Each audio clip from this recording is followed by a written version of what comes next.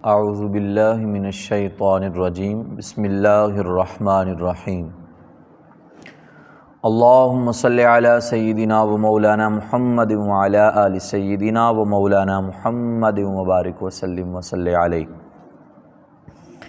معزز سامعین و سامعات اور ناظرین و ناظرات، آج ہم حضرت جناب عبد المطلب حضور کے دادا جان آپ نے جو چشمہ زمزم کی کھدائی کی اس کے حوالے سے چند ایک باتیں میں آپ کے سامنے رکھوں گا۔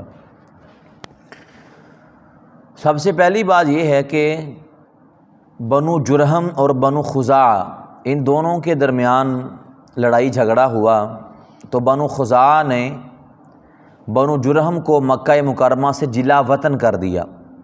جب بنو جرہم کے لوگوں کو بنو خزاعہ کے لوگوں نے مکہ سے جلا وطن کر دیا تو انہوں نے بیت اللہ کے اندر جو سونے کے ہرن تھے، تلواریں تھیں، زریں تھیں اور جو دیگر قیمتی سامان تھا وہ سارا کا سارا انہوں نے زمزم کے کنویں کے اندر پھینکا اور اس کو اوپر سے مٹی سے بھر دیا تاکہ بنو خزاعہ جو ہے وہ ان سے فائدہ نہ اٹھا سکیں۔ چنانچہ کئی سالوں تک یہ زمزم بند پڑا رہا، حتیٰ کہ لوگوں کے ذہنوں سے بھی اس کی یاد نکل چکی تھی۔ لوگ مکہ مکرمہ کے دوسرے کنووں سے اپنی ضروریات کو پورا کرنے لگے۔ امام ابو القاسم سہیلی بیان کرتے ہیں کہ بنو جرہم کی بدکاریوں کے نتیجے کے اندر زمزم کا پانی خشک ہو گیا تھا اور اس نعمت سے اللہ رب العزت نے انہیں محروم کر دیا تھا۔ اب ہوا ایسے کہ ایک مرتبہ حضرت عبد المطلب حتیم کے اندر سو رہے تھے کہ کسی نے آ کر خواب کے اندر کہا احفر طیبہ، کہ عبد المطلب طیبہ کھودو۔ آپ نے پوچھا کہ یہ طیبہ کیا ہے تو کہنے والا غائب ہو گیا۔ اگلی رات پھر خواب آیا اور اس شخص نے کہا احفر برہ، اے عبد المطلب برہ کھود۔ آپ نے پھر پوچھا کہ یہ برہ کیا ہے تو کہنے والا پھر غائب ہو گیا۔ پھر اگلی رات پھر آواز آئی کہ احفر مدنونہ، کہ اے عبد المطلب مدنونہ کھودیے۔ آپ نے پھر پوچھا کہ یہ مدنونہ کیا ہے تو کہنے والا پھر غائب ہو گیا۔ جب چوتھی رات آئی اور آپ کو دوبارہ اسی آواز دینے والے نے پکارا، اس نے کہا احفر زمزم، اے عبد المطلب زمزم کھودیے۔ تو آپ نے پوچھا کہ یہ زمزم کیا ہے، یہ زمزم کیا ہے تو آگے سے اس کی تفصیل بتائی۔ اور یہ کہاں ملے گا تو آگے سے اس کی تفصیل بتائی کہ تراث من ابیک الاعظم لا تنزف ابدا ولا تزم تسقی الحجیج الاعظم وهي بین الفرس والدم عند نکرۃ الغراب الاعظم عند قریۃ النمل۔ فرمایا زمزم عبد المطلب آپ کے پدر نامور کی میراث ہے۔ یہ چشمہ نہ اس کا پانی ختم ہوتا ہے نہ اس کی مرمت کی جاتی ہے اور اس سے حجاج کرام کو سیراب کیا جاتا ہے۔ یہ گوبر اور خون کے درمیان کے اندر ہے جہاں پر کالا کوا چونچے مار رہا ہے اور وہاں بالکل قریب ایک چونٹیوں کی بستی بھی ہے۔ یہ نشاندہی آپ کو کر دی گئی۔ اب آپ نے اپنے بیٹے حارث کو ساتھ لیا۔ آپ کا اس وقت ایک ہی بیٹا تھا جس کا نام تھا حارث۔ حارث کو لیا، ساتھ کدال لیا اور جناب جہاں پر مشرکین اپنے بتوں کے لیے جانور کو ذبح کرتے تھے، دیکھا وہاں پر جناب خون پڑا ہے اور وہاں پر کوا چونچے مار رہا ہے۔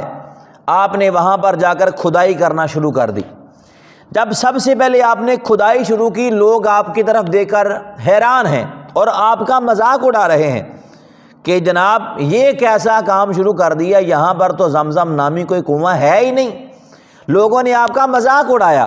لیکن جب آپ نے محنت شروع کی اور آہستہ آہستہ جب کھدائی کے بعد کامیابی کے آثار نظر آنے لگے تو پھر وہی لوگ جو پہلے آپ کا مذاق اڑا رہے تھے انہوں نے کہا کہ یہ اے عبد المطلب یہ زمزم صرف آپ کا نہیں ہے، یہ ہمارے بھی باپ دادا کا ہے، اس میں صرف آپ اکیلے حقدار نہیں ہیں۔ تو آپ نے آگے سے کہا اگر تم لوگ اس میں حقدار ہوتے تو یہ تمہیں اشارہ ملتا کہ تم اس کو کھودو، لیکن یہ اللہ نے مجھ پر کرم کیا ہے، اس نے مجھے حکم دیا ہے، یہ اللہ کا مجھ پر انعام ہے، لہٰذا میں اس کو کسی کے سپرد نہیں کروں گا، اس کو میں کسی کے ساتھ نہیں بانٹوں گا۔ اب آہستہ آہستہ بات بڑھ گئی جھگڑا زیادہ بڑھا۔ اب فیصلہ یہ ہوا کہ ایسے کرتے ہیں، کسی کو اپنا ثالث مقرر کرتے ہیں، وہ ثالث جو ہمارے حق میں فیصلہ کر دے گا، دونوں فریق اس کے فیصلے کو قبول کریں گے۔ یہ فیصلہ ہوا کہ ایک قبیلہ تھا بنی سعد، اس کی ایک کہانہ تھی جو بڑی مشہور تھی اس وقت۔ بنو سعد کا قبیلہ شام کی سرحد کے قریب رہائش پذیر تھا۔ فیصلہ یہ ہوا کہ بنو سعد کے قبیلے کی کہانہ کے پاس جاتے ہیں، جا کر اسے فیصلہ کروائیں گے، جو وہ فیصلہ کرے گی ہم اس فیصلے کو تسلیم کر لیں گے۔ اب وہ لوگ چل پڑے۔ حضرت عبد المطلب آپ کے ساتھ، جو آپ کے ساتھی تھے، ملک شام کی سرحد تک جانے کے لیے راستے کے اندر چٹیل میدان، بے آب و گیا صحراؤں سے گزرنا پڑتا تھا۔ تو چنانچہ حضرت عبد المطلب آپ کے جو ساتھی تھے، ان کے پاس جو پانی کا ذخیرہ تھا وہ پانی ختم ہو گیا۔ جب پانی ختم ہوا، اب آپ نے دوسرے فریق سے پانی طلب کیا، لیکن انہوں نے آگے سے کہا کہ ہم نے آپ کو پانی نہیں دینا۔ اب سامنے موت نظر آ رہی ہے، شدت پیاس سے لوگ نڈھال ہوتے جا رہے ہیں۔ تو حضرت عبد المطلب انہوں نے اپنے ساتھیوں سے مشورہ کیا اور یہ طے پایا کہ ایسے کریں کہ ہر بندہ اپنی اپنی قبر کا گھڑا کھودے اور اس کے اندر لیٹ جائے، تاکہ جب کوئی آدمی دم توڑے گا اس کے اوپر باقی دوست آ کر مٹی ڈال دیں گے۔ جو بندہ آخر میں رہ جائے گا، اگر اس کو کسی نے دفن نہ بھی کیا تو یہ اس بات سے بہتر ہے کہ ہم سارے کے سارے بغیر دفن کے پڑے رہیں۔ کچھ دیر آپ لوگ جو تھے وہ گھڑے کھودنے کے بعد اس کے اندر لیٹ گئے۔ کچھ دیر کے بعد آپ کے ذہن میں خیال پیدا ہوا کہ اس طرح ہاتھ پر ہاتھ دھر کر بیٹھے رہنا یہ کوئی جواں مردی نہیں ہے، ہیلا اور بہانہ اور کوشش کرنی چاہیے۔ اب کوشش کے لیے جب حضرت جناب عبد المطلب اب اس سوچ کے ساتھ گھڑے سے باہر آئے اور جہاں پر آپ کا اونٹ بیٹھا ہوا تھا، آپ نے اس اونٹ کو اٹھایا۔ جب اس اونٹ کو اٹھایا تو جہاں پر اونٹ کا قدم تھا، اللہ تعالیٰ نے اس کے پاؤں کی جگہ سے پانی کا چشمہ جاری کر دیا۔ اللہ نے اس کے پاؤں کی جگہ سے پانی کا چشمہ جاری کر دیا۔ اب آپ لوگوں نے وہ پانی پیا اور پینے کے بعد جو باقی جو دوسرا فریق تھا اسے بھی کہا کہ بھائی تم بھی آ کر پانی پیو۔ تو کئی دوستوں نے کہا کہ آپ نے ان سے پانی مانگا، انہوں نے آگے سے انکار کر دیا اور آپ اب ان کو پانی پیش کر رہے ہیں۔ تو فرمایا اگر ہم بھی ان کو انکار کر دیں تو پھر ان میں اور ہم میں فرق کیا رہے گا، لہٰذا میں نے ان کو انکار نہیں کرنا ہے، یہ آ کر ہم سے پانی لے سکتے ہیں۔ اب جب آپ کی یہ کرامت دوسرے گروہ نے دیکھی تو پھر یہ فیصلہ ہوا کہ اے عبد المطلب، اس بے آب و گیا صحرا کے اندر اللہ نے آپ کو پانی کا چشمہ عطا کر دیا ہے، تو اس سے یہ بات ثابت ہوتی ہے کہ زمزم آپ کا ہی ہے، ہمارا اس کے اندر کوئی حصہ نہیں ہے۔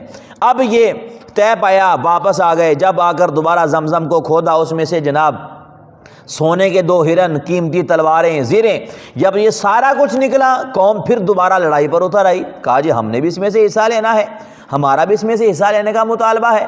اب یہ طے پایا کہ قرعہ اندازی کرتے ہیں، فال نکالتے ہیں، تو جو چیز جس کے حصے کے اندر آئے گی، جو چیز جس کے نام کے نکلے گی، وہ اس کو عطا کر دی جائے گی۔ کہا جی چلیں ٹھیک ہے۔ اب فال کی صورت تجویز ہوئی کہ 2 حصے کعبہ کے، 2 حصے عبد المطلب کے اور 2 حصے باقی قوم۔ جب قرعہ اندازی ہوئی تو خانہ کعبہ کے حصے کے جو 2 تیر تھے وہ 2 ہرنوں پر نکلے، حضرت عبد المطلب کے 2 تیر تلواروں اور زیروں پر نکلے، اور جو باقی قوم کے جو تیر تھے وہ دونوں کے دونوں تیر خالی نکلے۔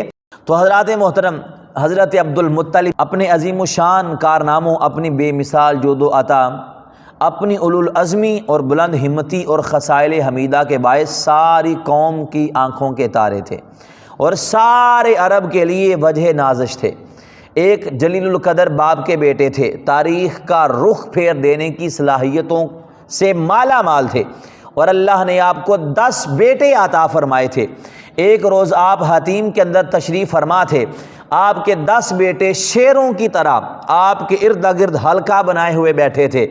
تو ایک اعرابی وہاں سے گزرا، اس نے یہ منظر دیکھا تو اس کی زبان سے بے ساختہ نکلتا ہے کہ اذا احب اللہ ان شاء دولت خلق له امثال هؤلاء، فرمایا اللہ جب کوئی مملکت بنانا پسند کرتا ہے تو اس کے قیام کے لیے اس جیسے جوان پیدا فرما دیا کرتا ہے۔ تو اس طرح سے اللہ رب العزت نے آپ کو چشمہ زمزم کی کھدائی کا شرف عطا کیا، اور یہ باعث برکت کام حضرت جناب عبد المطلب کے حصے کے اندر آیا۔